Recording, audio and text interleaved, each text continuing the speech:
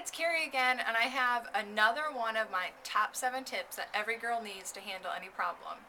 And this one is really about finding your strengths and then using them. So a lot of times we just kind of go through life and, sure, you might be good at math or maybe you like to read, but we don't pay attention to those things that we're good at. And I'm not just talking about academic strengths. There's all kinds of strengths. Some girls are really good at talking or being a good friend. There's other girls that are amazing dancers, or maybe they're really good at figuring things out, like solving hard, complicated problems.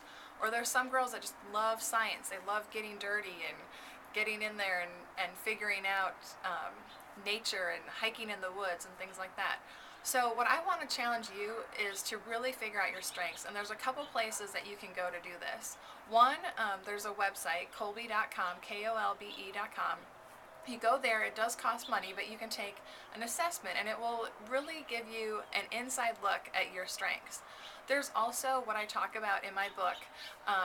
Howard Gardner developed these 7 strengths that he feels like we all have and possess. Well, we don't have all of them, but we definitely accelerate in one area or another. And you can take a look at those and figure out, am I more of a visual person? Do I manipulate things inside? Do I like to create? Or am I totally an athletic girl where sports are my thing?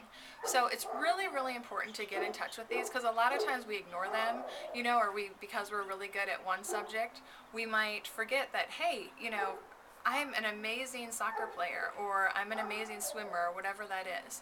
So I want to challenge you to get in touch with your strengths and then make sure you're using them. And again, you can always go to girlswithdreams.com, where we have tons of more tips and ideas for how you can really find your strengths and use them.